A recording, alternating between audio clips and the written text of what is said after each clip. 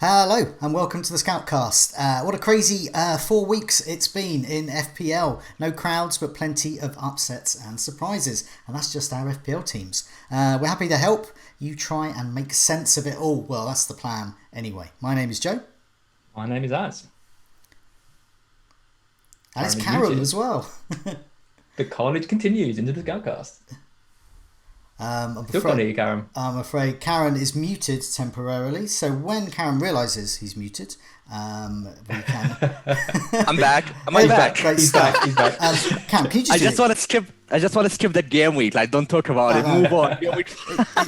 You just wanted to mute. You just wanted to mute it all away. I don't blame you. But we can't. We're going to have to discuss it because that's what happens when we do podcasts. When you have a bad week, you've got to come on and tell thousands of people all about it, which is great. Az, what's coming up in the show? Well, strong start, boys. We're 10 minutes late and Karam muted himself, but hopefully only up from here.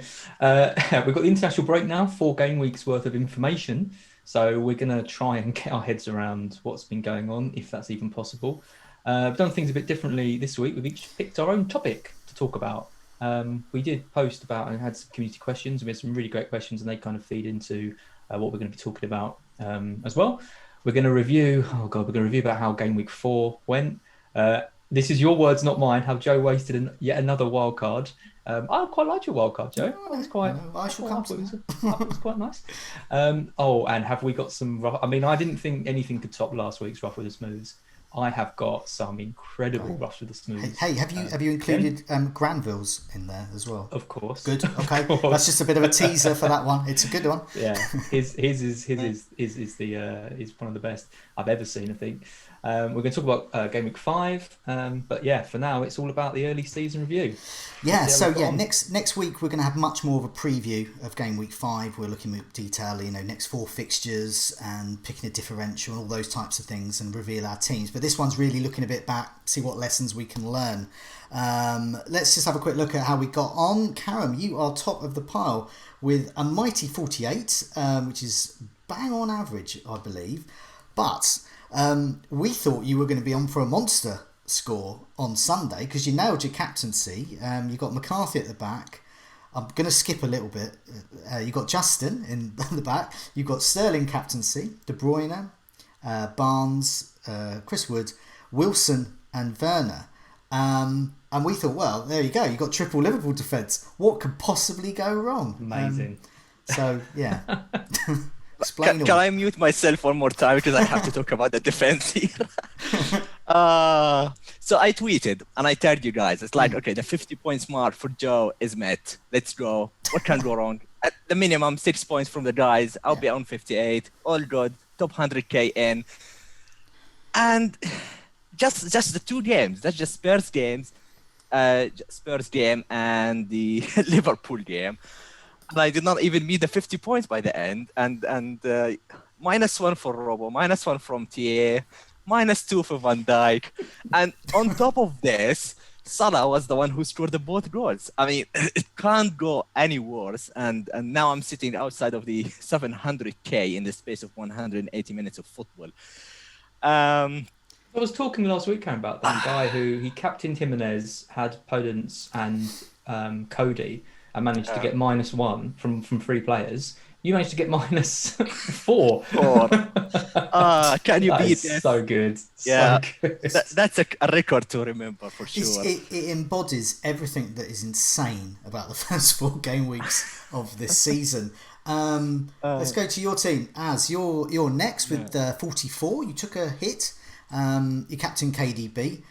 But yeah, you got Ryan in goal, Alexander-Arnold, Semedo. Very shrewd by that one. Walker Peters, De Bruyne captaincy, Salah, Havertz, Pereira, Basuma with his 9 points. Go figure. Werner and Jimenez. So 3-5-2. Who was in? Who was out, by the way?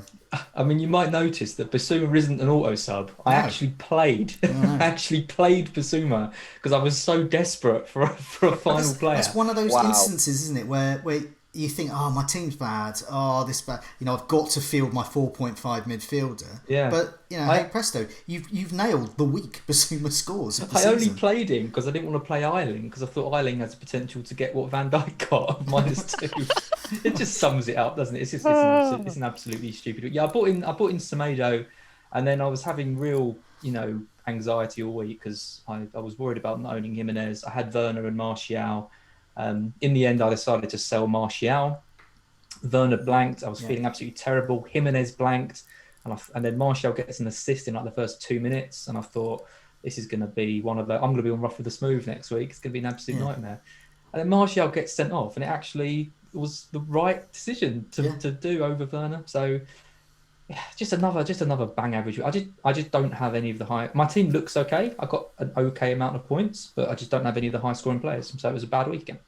Yeah, well, so I'm at the bottom of the pile with a mighty 37 with a freshly wildcarded team.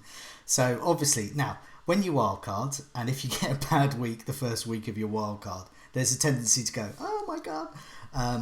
But if I get this sort of score for the next 3 weeks as well, 4 weeks, then yeah, that is a problem. But I like it now, weirdly. So yeah, wildcarded. So I didn't discuss it last week. I've been discussing my wildcards with people. Yeah, I'm not happy. I'm still not happy about for about 10 years.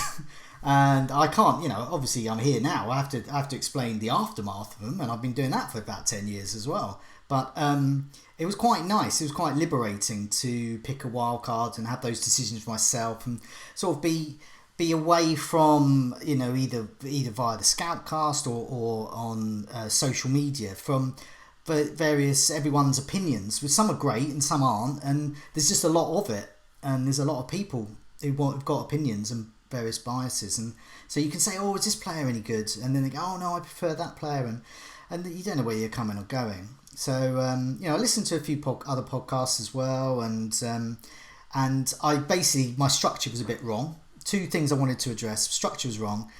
Having my third midfielder as a 5.51 like Podence was not good enough. So I needed to get into that sort of Barnes, Rodriguez, Grealish sort of category, and then I could move up to a Son. But there's no way I can go from Podence to Son, and I needed to do that. I really like Brighton at the moment, and I had Basuma scored, but I had Basuma, Walton and Ryan. I was tripled up on Brighton. I couldn't get Maupay, I couldn't get Trossard, Lamptey, and Trossard and Maupay are on my watch list, definitely, for ones to get in. But now I can get them. So, yeah, I've got Martinez in goal, very happy with that.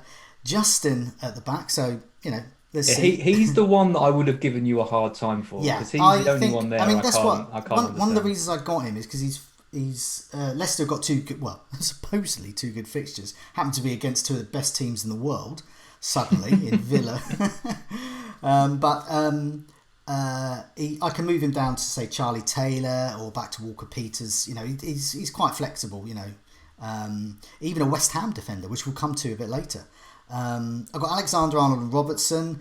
I like Liverpool's fixtures coming up. I'm tempted to stick with that, but there is always the option to downgrade. Souček I love. Barnes I think is fine. We'll come to that a bit later, why I'm probably keeping him. But yeah, he can easily become a Grealish. De Bruyne and Sterling. Now Sterling is my blooming saviour. Because, Salah went on my wild card, but if I'd have kept him, I'd have captained De Bruyne and ended up with less points, which is a bit weird. And Sterling was a proper Sterling. He scored the goal, but he could have had hat-trick. Pretty much every game he plays. That Leeds game could have been 5-5, could have been 1-1. I don't know. Yeah. It was a great match. Very good tactical match as well. But, I mean, how that game was that low scoring, and then the other games like United and Liverpool were so high scoring, because they were all similar. They were all played at a similar kind of pace, and I just thought, and De Bruyne hit the bar, I think, and anyway, up front I've got Calvert-Lewin, Ings, and Jimenez. I do like having 3 strikers at the moment. On my watch list, Maupay, Harry Kane, possibly. They're the two I'm sort of looking at the moment. Wilson, obviously, and Antonio. I'm sorry, I forgot to mention Antonio. I just think I might get him in, Antonio, and just be done with it. Good fixtures, bad fixtures, whatever. If only you had a wild card, Joe. If only I had a wild card. But no, I think. but also, I look at my team. I've got Lamptey as well, and Steer and Mitchell and Stevens. That's just trimmings there. But I look at that team and I can actually play that and probably captain De Bruyne next week and no moves at all. If Sterling is out, Sterling to Son looks like a no-brainer. Ings to possibly someone else. I don't know. But the rest of it I'm fine with. I'm just fine with until game week 7. I'm probably going to want Salah back. Possibly game week 6, I don't know. But yeah, I've got 2 or 3 moves over the next 2 or 3 weeks possibly. But I've got a team that I can sort of just sit with. And that's why I'm quite relaxed about it over the international break. The 10 players I've got in, I'm happy with. The ones I had before, I had no way I could have sat through international break with that lot. I'd be on about 98 million. So you ruined my fun though by not letting me see it last week. I did have a question actually nice. from Gobbery in the chat saying, Joe, how can you bring Son and Salah back? Well, Sterling, Barnes and Ings are the sort of ones that could move and can easily bring those players in. I'll probably have to move easily for a -8. Well, no, if I did it 1 week, but I'm talking about in a couple of weeks. I don't want Salah back for the Merseyside derby. I do not want. I would not captain Salah for that. I fancy him to score perhaps, but I'm not going to captain him. KDB or Son, I think would be my top choices for captains. But that's for next week. So yeah, enough of that. So enough of my wasted wildcards. As we've got some rough with the smooths, haven't we? Far away. We do, and you know, last week we did them, and I thought this will be the ultimate week for rough with the smooths. You know, we can't possibly top some of these. It's always more. It's just always more. If this season is just relentless, and I think what's nice is that I think people are really using rough with the smooths as a kind of catharsis because. We're getting on the article. I'm getting them like DM to me on Twitter. I'm getting them like on YouTube. There's so many, aren't there? Getting like pigeon delivering like rough with the smooth to my window. Is it like that bit in the Harry Potter film when Hogwarts are trying to get in contact with him, and he's with his evil uncle and aunt, and all those letters start flying in by owls and thousands of letters. That's exactly how it feels. And in fact, trying to find the smooths for this section is difficult. But I found a couple. So you'll like this one, Joe. This is a smooth up your street. So Miguel Sanchez. He was cursing. He's got Reece James. You know, he's on the bench. Yeah. You know, Chelsea keep a clean sheet. Come on then, who came off the bench there? What a rough that is. Oh wait, no, he's got Grealish first sub who comes on. Why would you? I don't know why you would. If I had Grealish, I can't. Why would you bench him? I can't envisage a situation, even though it's Liverpool. I couldn't envisage a situation where I would bench Grealish. Well, you know, maybe send a letter to Miguel Sanchez by Owl, and he'll tell you why he benched him. But yeah, 24 points off the bench. I mean, absolutely. I mean, the ultimate smooth, I think. Gauza, good wildcard story. 84 points on his wildcard. He bought in McCarthy, bought in Salah, bought in Trossard, bought in Calvert-Lewin, bought in Bruno, and guess who else he bought in? Son. Jack Grealish. 24 points. Good man. Right, that's it. That's all my smooths. That's all I could find. I found 2. Fire away hundreds of letters. Let's get some roughs then. So here's some roughs. Okay. So these are in no particular order. And I'm sorry if I'm not reading yours out, because I mean, I had so many to get through, but I've got quite a few. Okay. Joseph Hansen. So he had on his bench outscored. so say you're in a head-to-head like match, right? And you've got Trent, Van Dijk, Luka Dean, De Bruyne, Rashford, Podence, Mitrovic, Jimenez, and Ings. And you're against someone who's got Souček, Ben Davies, and Bissouma. Who gets more points? You lost it. Yeah, you've lost. Souček, Davies, and Bissouma outscored all of the other ones I mentioned, and they're all on his bench.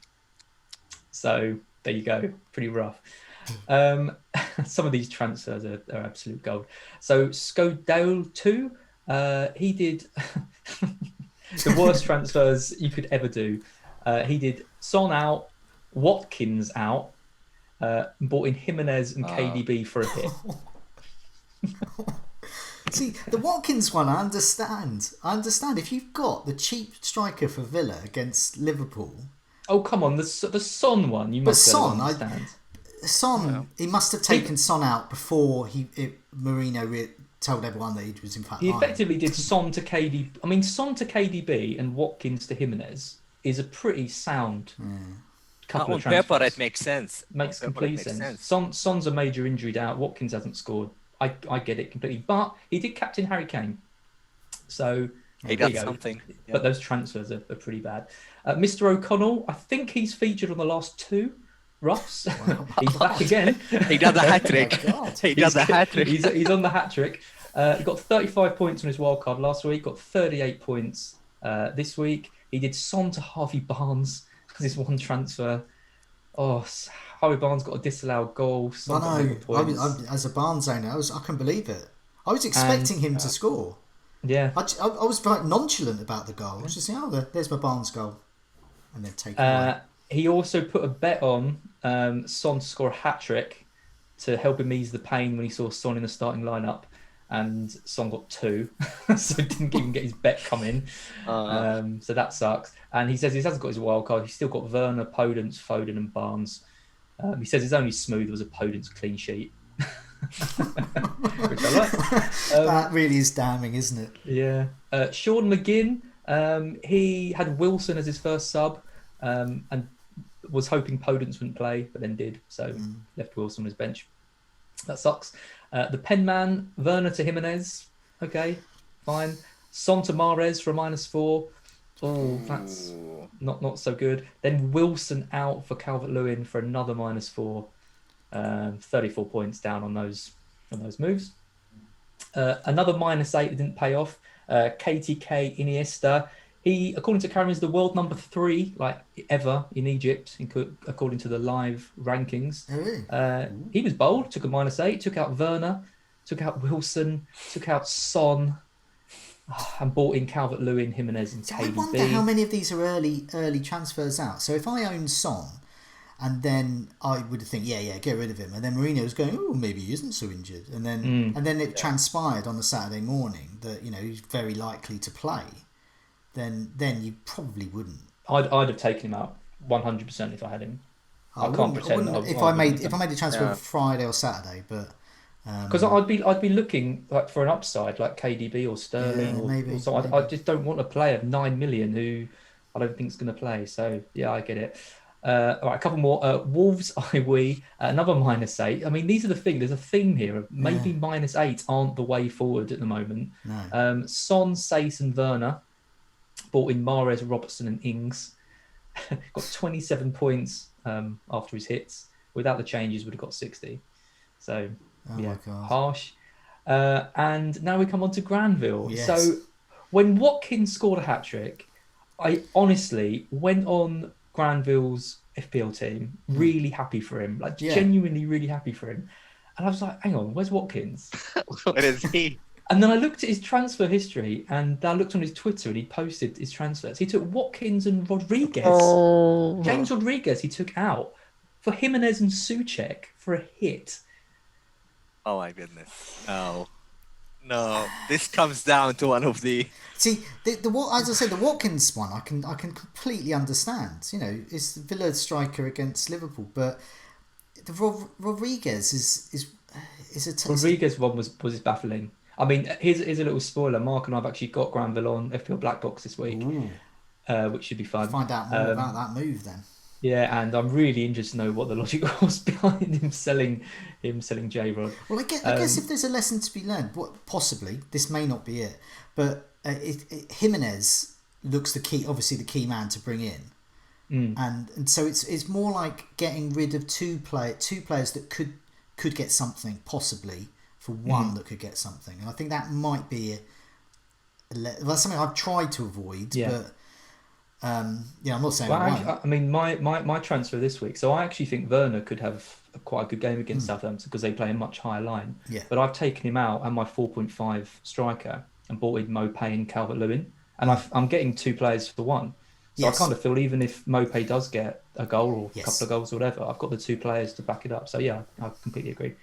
Well, just one more. So this is there's a really great site which shows you the top 10k stats. I can't remember what it's called. Karam, do you remember what it's called off the live FPL one? FPL statistics. Right. Statistics, yeah.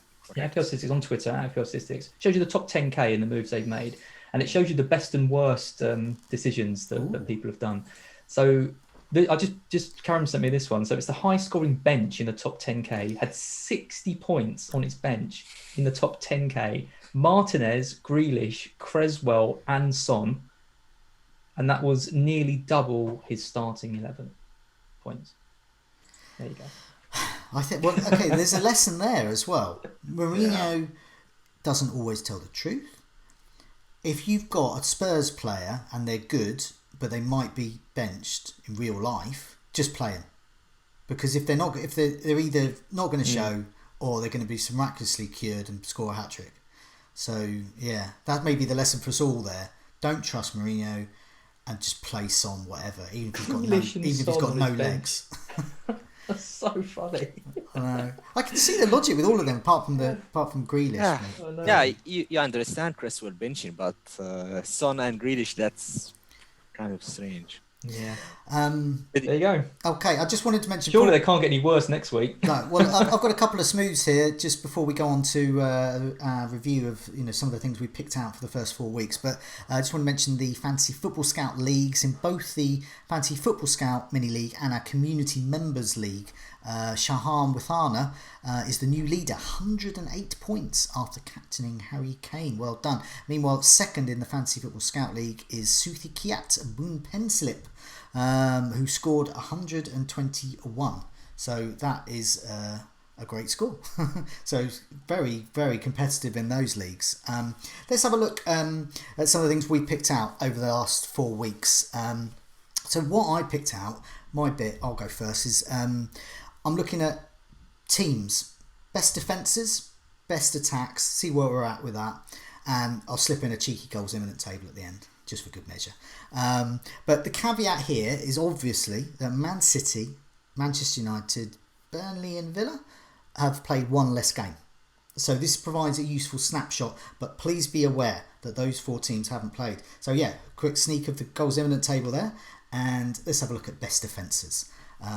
So yeah, having a look at expected goals conceded. So in terms of looking at them, it's like it's looking quite nice. So you can see there, we've mentioned that West Brom are the whipping boys at the moment. They've got an expected goals conceded of 10, but it's Everton, Villa, Burnley, Southampton. Now after Southampton high line criticism against Spurs, they've really ramped up that defence. I do regret getting rid of Walker Peters because he's quite a handy 4.5 player in a team that are going to get actual clean sheets. Like, I was going to get him for the assists, but seems like clean sheets are the way. And West Ham look the teams to target. So they're the best in terms of expected goals conceded. Burnley have conceded 8. So a lot of people are thinking, the Burnley defence, don't target them. I still think that the likes of Charlie Taylor are worth targeting in the long term because their XG is so low. So clean sheets, may not necessarily what we look for in defenders at the moment. We are looking for fullbacks with attacking threat, but I still think there's value there. Aston Villa defence and Everton defence. So it shows the value in, say, Luca Dean could get a clean sheet, but also obviously those attacking returns. And I know later in your section you will be mentioning West Ham defenders, I presume. But West Ham are right up there, and that's in the middle of a tough run, and they've got even worse games. So, blimey hell.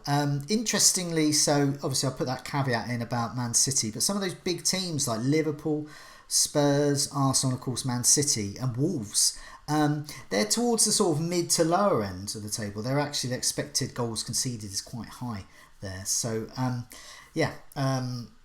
So looking at that, it's not what we expected. So the pattern there is not what we're expecting. I'm just going to move to best attacks as well. Now this expected goals. And it shows Spurs absolutely top. Spurs, Liverpool you expect to see there. Everton with their new look attack, yes, target them. And West Ham are there as well, alongside Leicester and Chelsea, and Brighton nicely up there towards the top of the table. And the absolutely worst attacks, West Brom, awful. They've scored 5 goals, but they really only should have scored 1.5, allegedly. I don't know how you score half a goal, so let's say 2. Burnley, really poor, 3 goals, and their attacks, they're not expected to even score that. Crystal Palace, expected goals, really poor. Fulham, Sheffield United, Wolves, what has happened to the Wolves attack? So Jimenez could be on borrowed time. Let's have a think about that. But Spurs, Liverpool, Everton, West Ham. So I'm thinking Antonio could be a really great purchase coming up, even with the bad fixtures. Leicester, Chelsea, and Brighton, and of course Leeds there. You would expect. So yeah, I think once again the pattern has emerged. It's not what you expect. It's for some of them, like Liverpool, Spurs. I didn't expect Spurs were playing like every day almost in like, I don't know, Azerbaijan, the Isle of Wight, or wherever they were being sent off to. And but somehow, that's actually played in their favour. They're obviously looking sharper and fitter than everyone else. And I put a sneaky peek of the goals imminent table, but let's put this in. I've got a picture of Kevin De Bruyne there as well. And the reason I've got him there is because I think he could be a good captaincy shout against Arsenal at home. We know what he's like, and the stats are saying that he perhaps should have scored a bit more. So we look at his 11 goal attempts so far. He's had 3 games here, just scored the 1 goal. So yeah, I think he could be a good shout. Harvey Barnes, my man there, and Trossard. Trossard was the other one I was considering, the other player I was considering over Barnes. That was actually my final, when I did my wild card, I pretty much had it. But the last 2 days, it was real, Barnes or Trossard. That was the genuine, and then I thought, God, how dull am I? I'm thinking about, anyway. So we've got there, Werner is there. So what you were saying, Werner could do well the next game, he could. Richarlison is top there, he was injured. Let's see if he is still, could get something against Liverpool, especially if Adrian's in goal. And Souček, just gone down to 4.9, second in the goals imminent table. The way they're set up, Antonio is scoring, but he's making space, he's dragging defenders out. Meanwhile, Souček is tearing forward like the giants that he is. So I think there's a goal coming up soon for him. But yeah, just going back to those team defences and attacks, I mean, what do you make of it? I'll come to you first, Karam. Are these the teams to target? I mean, or is it just too insane at the moment? Well, the more I look at the tables, the more I realize how weird and strange the season is. If we go back to the defensive stats, if I look to the bottom half of the table, they have pretty much one of the best teams that we had last season in Man United, in Wolves, in Man City, in Liverpool. They are all but bottom half, and it's really difficult to describe and understand that. But I still don't know how and why this is all happening, but probably because of the preseason, short turnaround between the seasons, preparation. Man United didn't have pretty much any friendly games or so it seems that they are still slowly building up, which went completely opposite of what we expected. But I look at the Chelsea, and I'm not too surprised to see them in the bottom, in the top 5 or 6, and they have been always like that during the last season, but they have been conceding way more than they should. And now with the new goalkeeper coming in, they kept a clean sheet last game against Palace. I start to like their defensive stats, their defensive options as well, and I was looking firmly on Reece James until game week 4 when he got benched. So that's a shame, because he would have been like one of the most nailed on players in my team in the next few game weeks. But now there is always that risk of being rotated with Azpilicueta. But it opens the gate to Chilwell at 0.4 or 5 more. Then you get pretty much a nailed on left back for Chelsea, and he's now the only left back for England. But yeah, Chelsea is one of the teams I like. Burnley, stats wise, says that they have been really unlucky with the number of goals they conceded. Whether that revert to the mean, probably they missed Tarkowski in the first few game weeks. Ben Mee as well. I don't know how far he is, but once he's back, the 2 center halves, I would expect this number to improve, and we will start to see more clean sheets from Burnley. I can't believe that I'm gonna say that. Okay, West Ham defense is probably a way to go and invest there. We really talked about them for defense as defensive options, but here you go. Stats are good. Cresswell and who's the right back? The new one, I think, Kogal, who joined. Masuaku, but also Fredericks was posting great stats as well. Fredericks as well. Yeah, so they put in a lot of crosses as well. We've seen in these attacking defenders table that they have put pretty much the most crosses with Trent and Robo. Okay. So yeah, these three teams stand out here, and Everton, they are the best in terms of expected goals conceded, but they still concede. They don't concede many goals per game, but they concede. I think they conceded pretty much in every game. They've got Pickford in goal, so they're always going to. It's like Chelsea last season. Get Kepa in goal. It doesn't matter. Yeah. It doesn't matter how good your XG is. It's like Liverpool with Adrian. It's like Chelsea. Well. It's like Chelsea last year. Yeah. This is why you need the good goalkeeper. Yeah. Interestingly, though, if I go to the expected goals for the offensive teams, caveat, Man City played one less game, but they are still like really low to what they have or what they should be.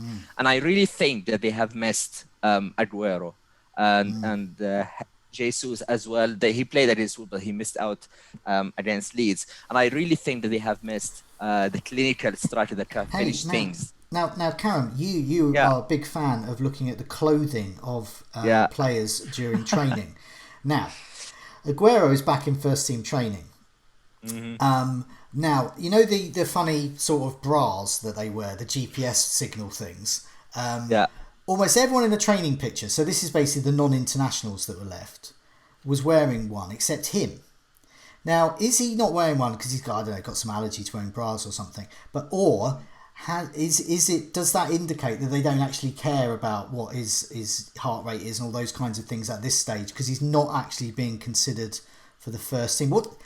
Am I just overthinking? God, what? Go on, Karam. Do they care about Aguero's heart rate or not? I love him. I mean, it's great to see him back, and I think it's a time where he built his fitness. I don't exactly know the hard thing or the bips or whatever theory with that, but I still believe that if he can kick a ball, he will play. Because Pep cannot afford to go without a striker for more games. They've just have missed him big time, and I probably will not see him playing 90 minutes every game week, even with Jesus out. But I will take 30 minutes from Aguero every week. Even in a bra. Even with or without a bra, I'll take it. Hey, I for a hit, I can get Aguero in and captain him against Arsenal. Oh, that would be cheeky. It's just 4 points that would cost, but we know how explosive Aguero can be. I've got a story for you, Arsenal. Joe, which might change your mind. I remember a few years ago, I was in Gran Canaria, and I took out Diego Costa, who was playing Swansea, for Aguero, who had just got back from injury, and guess who he was playing? Arsenal. And I captained him, and Diego Costa got 2 goals and an assist, and Aguero got 1 point. So I'm just saying. It's a sign. It's a sign, yeah. Well, he's got the pedigree to score against Arsenal, but I was just saying because some people might be considering Aguero. I know I certainly have. As soon as I see him, I think, ooh. The thing is, his price is so intriguing. 10.4 could be 10.3. Please, guys, nobody buys him just yet. But if he comes down to 10.3. This would be the cheapest price he has ever get since he joined the Premier League, and for him, it's just like with all these goals going in. I don't want to praise him too much, like I did with Jesus, and then he disappears forever. But indeed, Aguero could be someone that can emerge in the next 4 game weeks. Especially if you look to that bracket where we mentioned Harry Kane with his stats is just incredible attacking wise. I look further for the list, and if I go down to the stats, Werner is there. He's putting numbers, he's shooting, but I mean he is playing on the left, and I don't understand yet how or what he's doing. It's just so weird that he's 3 blanks and 1 assist. It's just not for me. Not on the Chelsea. Just looking at the attacks on the team attacks, Chelsea are really high up, but Werner obviously isn't. So that's the situation we got at the moment. It's hard. Did you watch the game against Palace? I saw some of it. Yeah, obviously highlights. It was such a frustrating game because he was on the left for large parts of the game, but he was making run after run after run trying to get in behind their defense. I thought in terms of like, I mean, his general when he had the ball wasn't very good, but in terms of his running when he didn't have it was perfect. And every single time they passed the ball sideways, Yeah. didn't pick him out every single time. But it makes me think with Pulisic back in the squad. And with Southampton playing a high line, I mean, I've sold him, so I'm not biased anymore. But I do think if you've got Werner and you've already taken one price drop, if you're willing to take another one, I do think that Southampton game is tailor-made. Is tailor-made for him. You know, if Ziyech is back, he is the guy that he takes a lot of risks. He's a specialist in throwing the balls behind the defense, and that fits him perfectly because he would come in from the left side potentially or the center, and he's coming from the right. If Ziyech is back and Pulisic is in the team, Werner's going to be up front. Yeah. So that automatically makes him a better option anyway. Plus he's got the creativity of Ziyech. Plus he's playing a high line. It could be a great game for him. My only concern, I mean, just looking at that defences chart again, is that Southampton are really high up there in terms of expected goals conceded. I mean, high up as in they're performing well. They're they're in the top 5. So I just wonder whether we are seeing a slightly different Southampton defence than we were when they got hammered by Spurs. And we saw last season they got hammered by Leicester, and what a turnaround! And sometimes maybe that's a theme with Southampton. But the they teams need to they've get hammered played to get better. But the teams they've played haven't been players that put teams that put them under loads of pressure from the high line. Burnley and West Brom aren't the same as Chelsea with the speed and technical ability they've got. And it's going to be a real test for them. Yeah, Pulisic and they don't have a quick players to expose the high line as well. Exactly. Yeah. Pulisic, another option possibly in that Barnes role. I'm really tempted to make. I would definitely be tempted more by him than any of the other Chelsea players at the moment. But I do think Havertz is probably worth hanging on to as well. Let's move on to players themselves. So we talked a lot about teams. We mentioned a few of them, but Karam, let's talk a bit about strikers. So we've had a few questions about these as well. Yeah, for sure.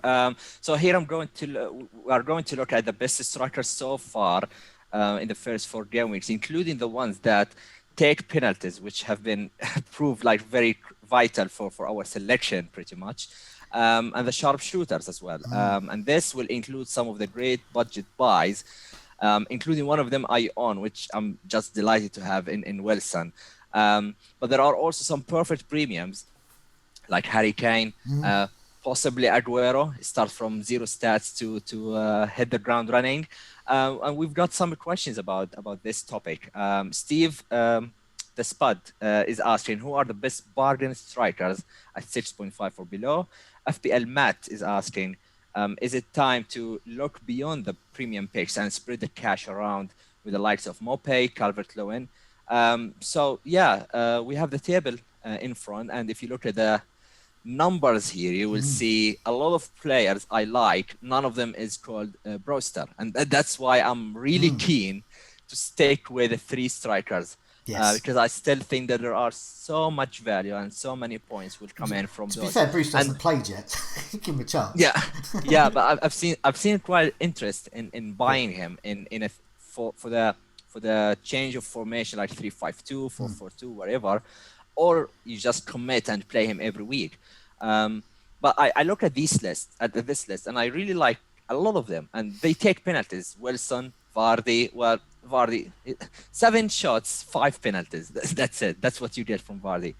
But goals, and they count. I had a bet on him to have. There's special on a betting site. For him to have 1 shot was evens, and I had a 10 on it. He didn't even have 1 shot against West Ham. Interesting one. So let's just start with you, Joe. You look at the list here. A lot of players take penalties. Some of them are very cheap as well. So you just wildcarded. Yeah. What do you think of the strikers? Well, strikers are always the spot for me in my team, and probably for many others, that are going to change the most. Some defenders I can be a bit more patient with. Some midfielders maybe, but the strikers always go because there's a lot of confidence there, and also quite much more susceptible usually to fixtures. So when you get a player like, say, Wilson, usually this is, or Mopay, and Brighton or Newcastle got a good run of fixtures, that's time to target them. And if they've got a bad run of fixtures, perhaps not. Players like Antonio might be proving that wrong. They could be fixture proof. But I look at that. So I've got Ings, Jimenez, and Calvert-Lewin at the moment. Obviously, you can see stats-wise, in terms of big chances, Calvert-Lewin is up there with Vardy and Wilson. They're the most. Jimenez and Ings are still in there. They're still in the mix. One I'd be worried about, and I think other people at home watching this, if your three strikers are not in this group, or they're really low down in the table, then there could be an issue, and you could be thinking of changing. And the further, obviously, we'll keep looking back on these types of tables, and if they sort of fall off this table, then if they're not getting those big chances, it's time to move on. But yeah, looking at the top, Wilson. I don't like Newcastle's fixtures at the moment, but he's one to monitor for me. Vardy, I'm not interested in, because even though penalties are obviously a massive factor this season, if you look at his expected goals for non-penalties, it's barely 1. So he's scored 5, but he's expected to maybe have scored 1 in terms of the stats there. So obviously, points is what it's all about. And if he's going to keep getting penalties, then obviously a great option. But I prefer Kane at 10.6. Look at his stats, amazing. 19 goal attempts, more than anyone else. 5 big chances, 10 of those shots on target. Is expected to have scored 3, and he's got 3, and he's got all those assists as well.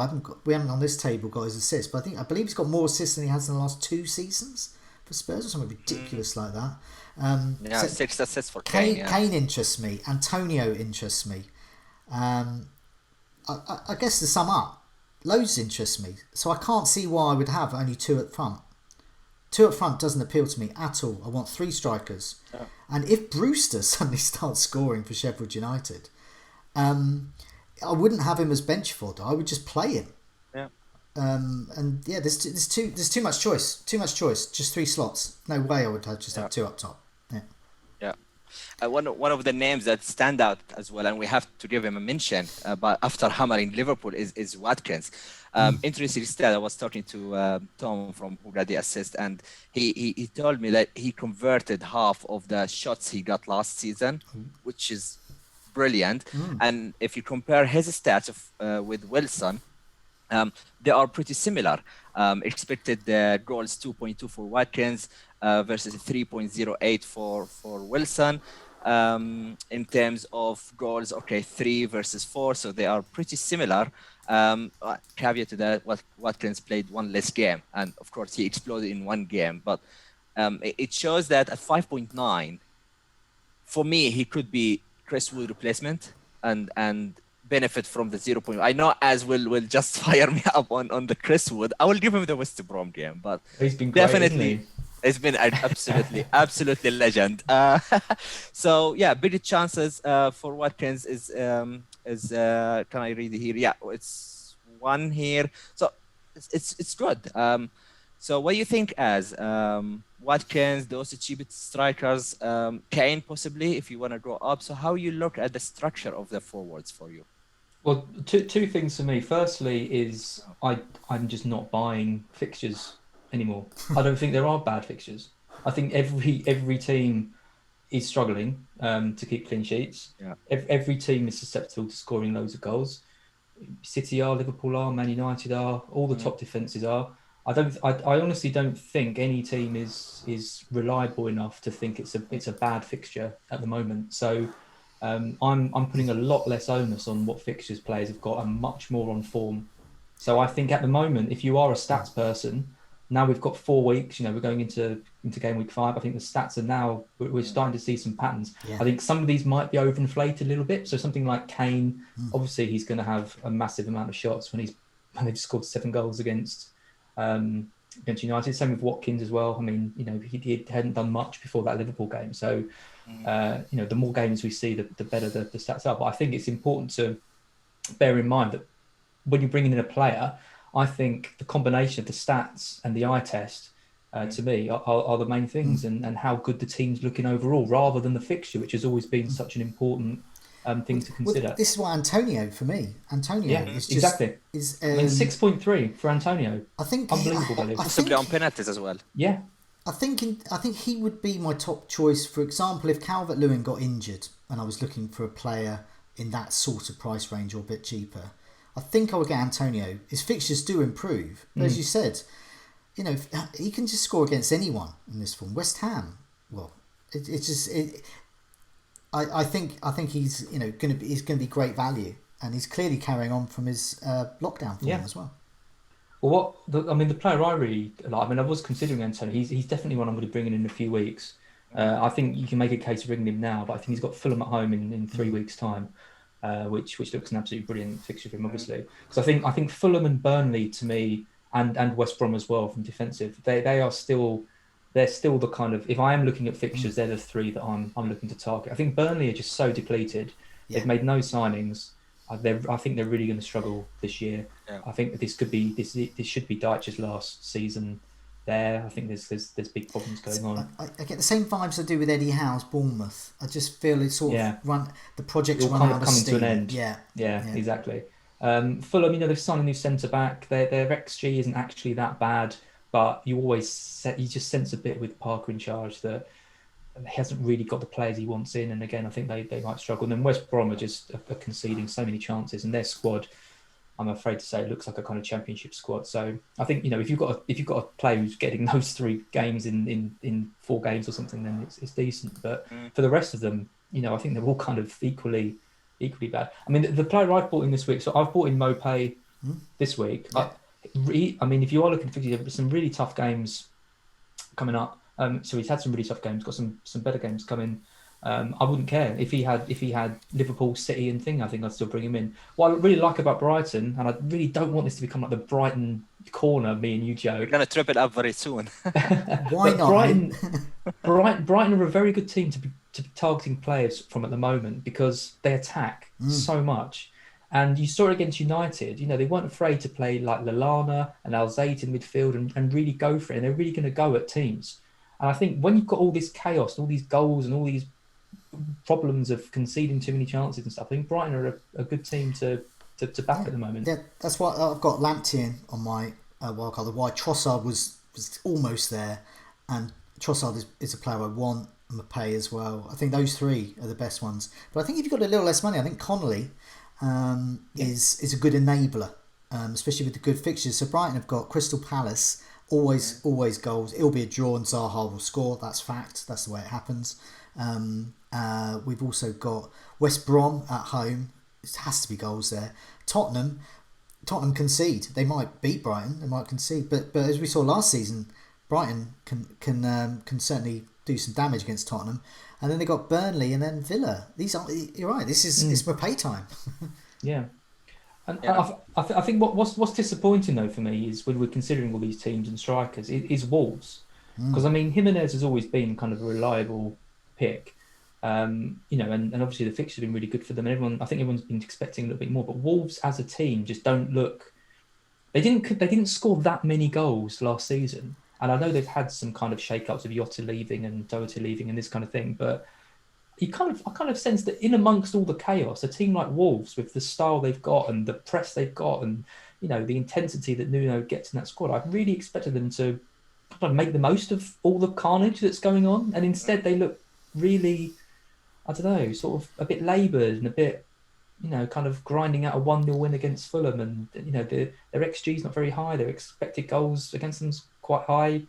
It's a shame. I'm hoping to see a bit of an upturn in their form, and I'm wondering if maybe a tougher game or tougher games for Wolves probably suits them a bit better, because it's intensity. I think just one thing quickly, just on fixtures, is that I'm wondering if now the behind closed doors thing has become like a proper thing now.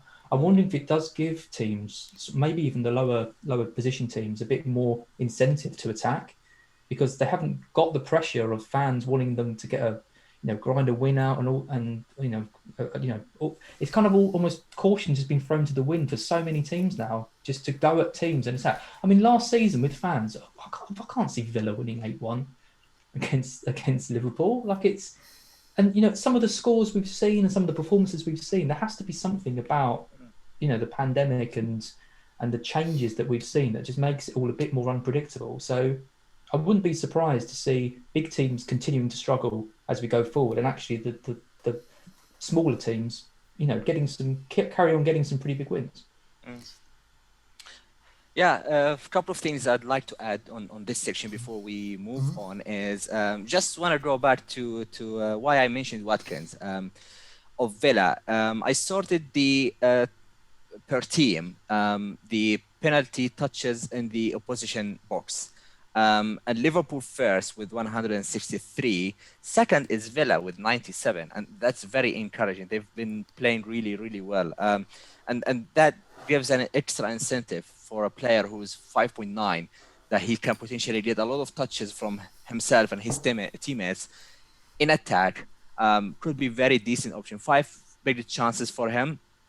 So far, compared to the likes of, just coming back to the Wilson, just to correct the info, 6 big chance for Wilson, 5 for Watkins. That's pretty decent. And the fixtures for Villa are good going forward. So I expect this to continue as well. One more thing I'd like to mention as well is a bit disappointment for a lot of us who started the season with Werner. You have 16 strikers in front of you, and none of them is Werner.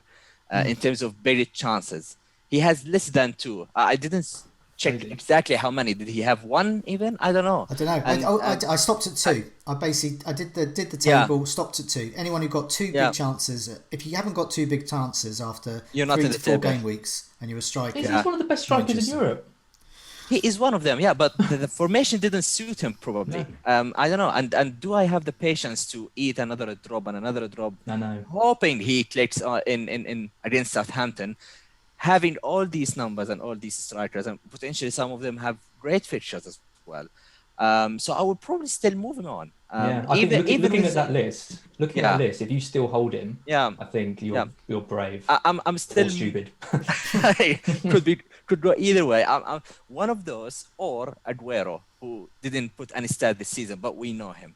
So he is one of the guys that I have to make a choice as well, personally. But yeah, there are so many strikers that convinces me that I can't spend 9.5, 9.3 on Werner.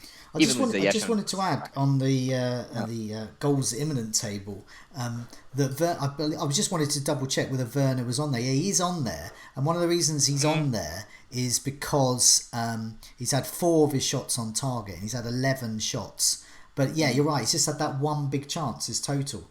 So what we're seeing from Werner, just to add to that, is the quantity of his shots is not too bad. It's not too bad. It's not 9.3 or 9.5 good, but it's not too bad. But it's just that potency, that accuracy, and that board bears out with he's not being played back where he should. And Chelsea as a whole, of that attacking unit, aren't getting that service from the likes of Ziyech and Pulisic. So yeah, I just wanted to add that. It doesn't seem to be taking any penalty anytime soon. Maybe Mendy will take a penalty ahead of him, and it will still be there watching. So yeah, in a season where we have a lot of penalties anyway, I don't know if I'm patient enough. Yeah, I don't know. I think it's too much to risk it. It just feels like you can just keep it going and going and going. How long do you give it until he? Yeah. I sold him, and I feel pretty good about it, to be honest. Fair enough. Yeah. As you have the next section, so I do. You can go ahead. So I'll put a picture up while you're talking. These are the best defenders, but I know we do have another picture. I was going to say, sorry, I got the Liverpool result wrong a minute ago. I said 8-1 for some reason. It was 7-2. You know, basically, I especially just saying it may as well have been 8-1, to be honest. I don't know where I got 8-1 from. I said in my head it was 8-1, but of course it wasn't. So, yeah, I don't know what it was about. So my question was, I've just switched from a 4-4-2 formation to 3-4-3. And it seemed like a good question because we've got Karam on as well. I know people are starting to move money out of their defence. They're starting to change their formations around. There's still quite a few premium defensive picks that people have got. Classics on your post on Twitter, Joe asked, said he'd like to hear a discussion about whether premium defence line is still viable. Will the current goal glut revert to the mean as the season progresses? The short pre-season COVID-affected squads impacted defences, but he has got the double up with TAA and Robbo and is considering downgrading one.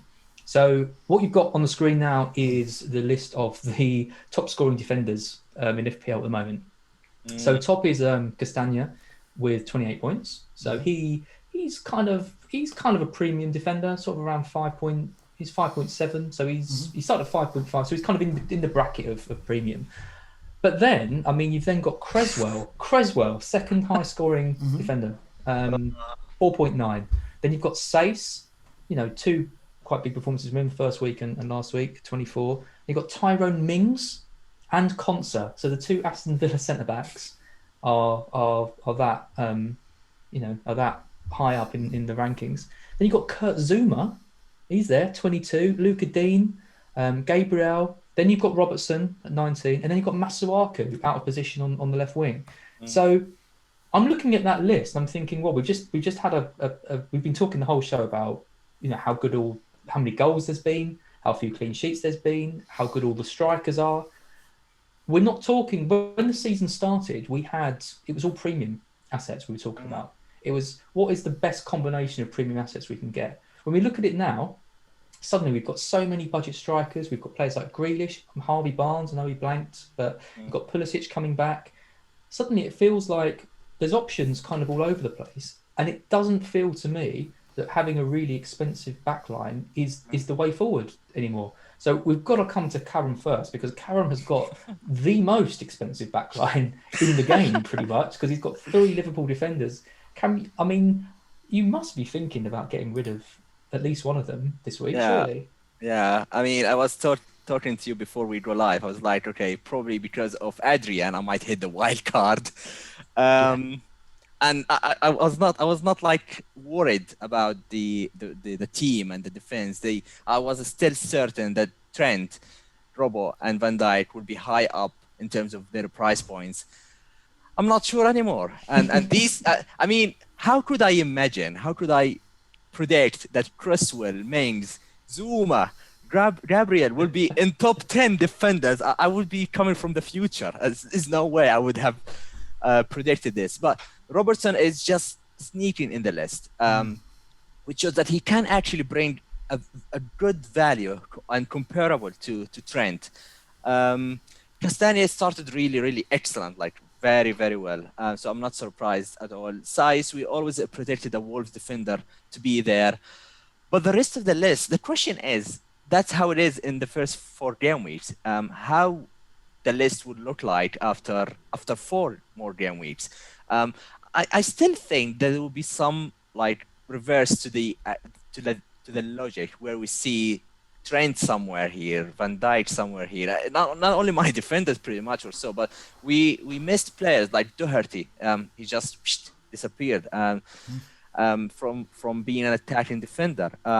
Chilwell is building there. He's one of those that could be exciting as well. And as you said, there are sort of like a lot of options between 5 and 5.5 that can convince me to at least downgrade Van Dijk. I'm quite happy with Semedo, because I mean Semedo is good, yeah. He had a good chance in that game against Fulham right at the start. I mean, I say good chance, he completely messed it up. It was absolutely awful finish from him, and then was quite quiet for the rest of the game. But I do think the 5.5 bracket is with Chilwell and Semedo and that is quite a strong one. And Regulion, whatever his name is, and then you've got Telles coming in for United as well. So exactly. And if you look at the chance created for the defenders, who is the highest one here?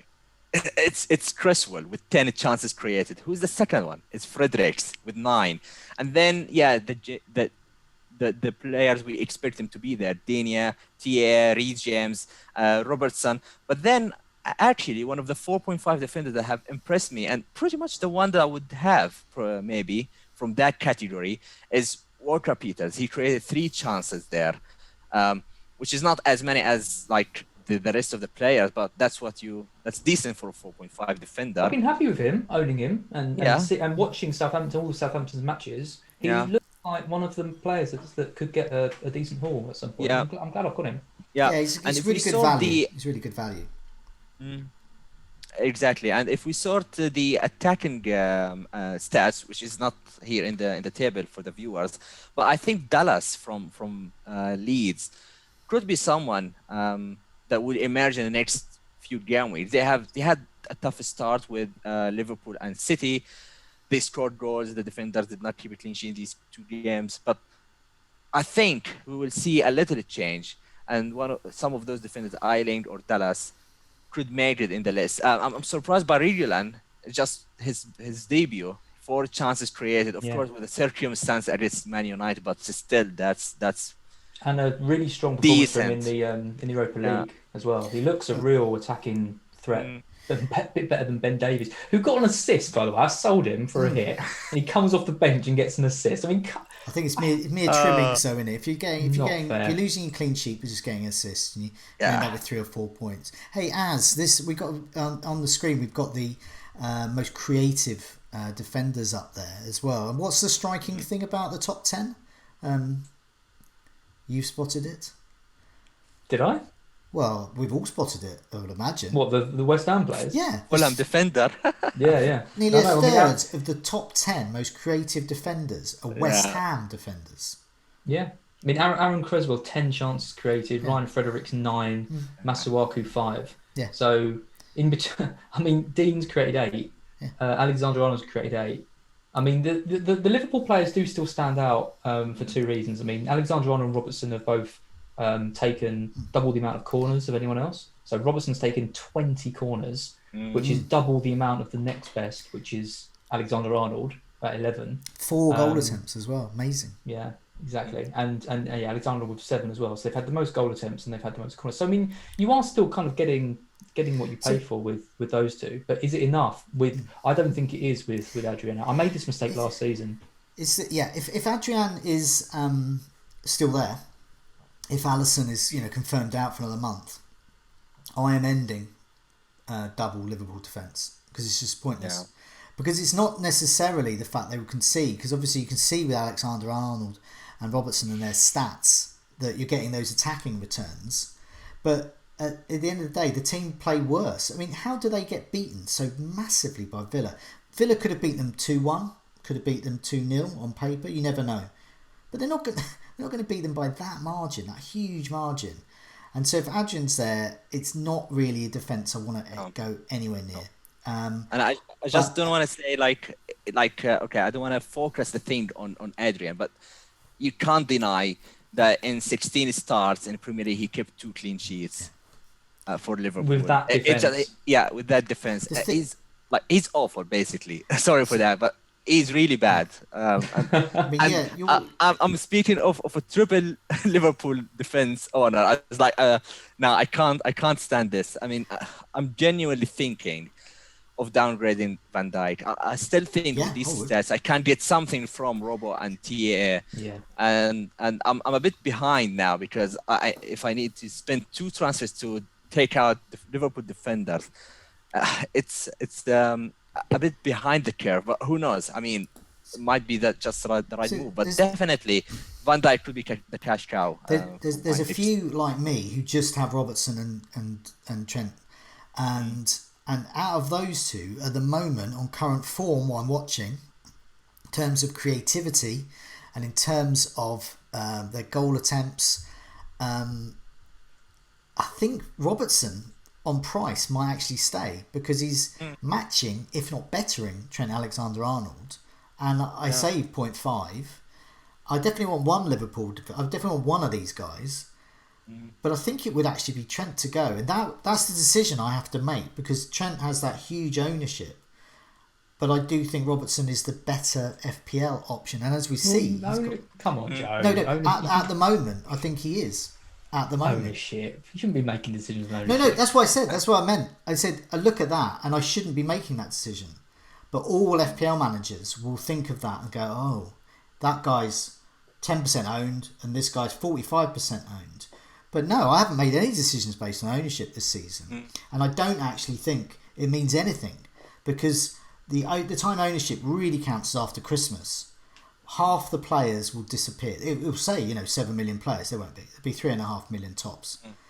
So you're just dealing with 3.5 million ghost ship teams. So that's what I would be looking at. But at the moment, that's why I'm thinking Alexander-Arnold would be the one to go. Because the only reason I would keep him would be ownership over Robertson. And who'd have thought 4 weeks in we'd be debating Trent out? Well, I just think if I need to, I prefer not to. I prefer to keep him. But if I desperately need 2 million from somewhere and all my other ones are performing, which they're not currently, but if they were, then it would be him.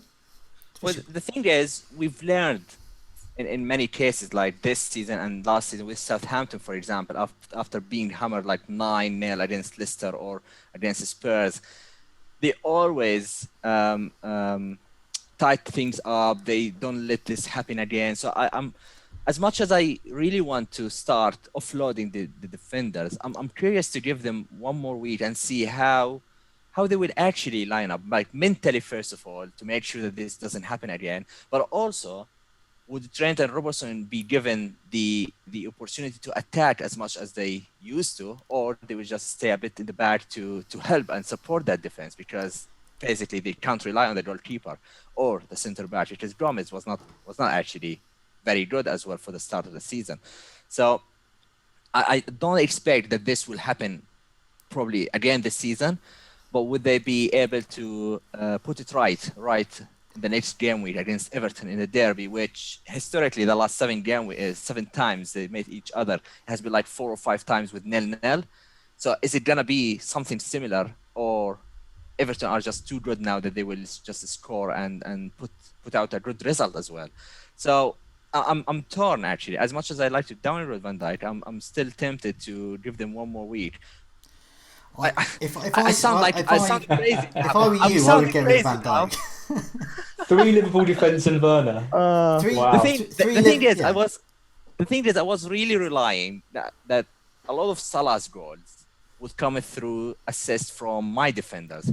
But the game against Villa was the prime example of the worst case scenario that can possibly happen, by my defenders, all of them blanking, negative points, and Salah just scoring a goal by Firmino, assist or no assist or whatever. So this is the worst case scenario. How many times would I did this? I might be stubborn. People would still hunt me on this, but I might just give it another go and see what happens. It has. You just don't want to lose that bet, do you, to that guy? Oh no, that is another story. I don't know if he's watching now or he remembers it as well, but. Yeah, I don't know. You said earlier here that defenders might not be the most priority transfers to make, while the attack is more like is more of a priority. And I think that I have a transfer to make. I'm actually worried about Werner, possibly Barnes, more than Van Dijk at the minute, looking at my team and the status of it. So probably I don't have a choice to It's always there, but I don't know. Maybe I will surprise you like Joe did last week. But you probably already played it. Yeah, international break is I have a long way. I have 2 weeks to think about it. Yeah. I was just going to say with the West Ham defence, who are inexplicably amazing, but if you are still a fixture person. There's something I did last year with Sionchu, who was very cheap last season, and I kept him on my bench. I got him in, I think, on a wild card, but about 4 weeks before Leicester's fixtures became any good, and I just benched him, and then I could unleash him. It actually did very well for those good fixtures. West Ham's fixtures are bad at the moment, but they get better. I think it's game week 8 onwards. So if you are wildcarding now, I know some people aren't. Getting in a West Ham defender wouldn't be a bad call. You can see they can get points. So if you are a fixtures person, keep him on your bench. Unleash him on game week 8. Cresswell, Masuaku perhaps. I think that could be a valid strategy. If you're a form person, just get him in and play him every week, because these guys are going to get the points in as well. But I just think it showed from what we've looked at in terms of attack, defence, the strikers, the defenders themselves, the premiums. I still think it's up in the air. I wildcarded last week, but I think I'd be in exactly the same boat this week as well. I've still got loads of unanswered questions. I don't know whether those questions will ever be answered. Maybe it's just going to be mad every week. Maybe Villa are going to hammer City next or whatever. These kinds of results are going to happen, and they're going to happen all the time. But what I do know is there's certain players like Rodriguez, Son, Kane, Salah, who are getting mega hauls, and they're getting them multiple times, and we're only 4 weeks into the season. So getting one of those players is the difference between a good week and a bad week. And that flies against what I used to think about spreading the budget around. And if I'd have gone for a bunch of Dross, but just had Kane and Rodriguez, for example, then I'd be absolutely laughing. But it sort of goes against how I usually play in spreading the budget. And that's something perhaps I have to adapt to, and perhaps other players and managers have to adapt to. Or perhaps we're seeing an anomaly. But good luck anyone who is wildcarding, but also those who are just making normal bog average transfers like I'm going to have to now I've wasted my wildcard. And but I think it just shows just how crazy it is and how up in the air it is. We're going to be back next week to look in earnest at Game Week 5. The internationals will be largely over. It's worth pointing out, I believe Rodriguez is one of the last ones back. I think he's playing Wednesday night or something. So that's a situation to watch out for. I'm sure there's going to be lots of news coming. Just before we go, just wanted to mention the members area as well. So obviously we had tons of stats. It's been a very statty show, so it'll be a bit less statty next week. But all those stats have been used from the members area there, and do have a look at that, and do use the comparison tool as well, and make your own tables and all those types of things. So some of these tables I've made quickly this morning, but you can make your own, so that's quite good. But for now, it's a goodbye from me. Good night, everyone. And goodbye from me. Goodbye all.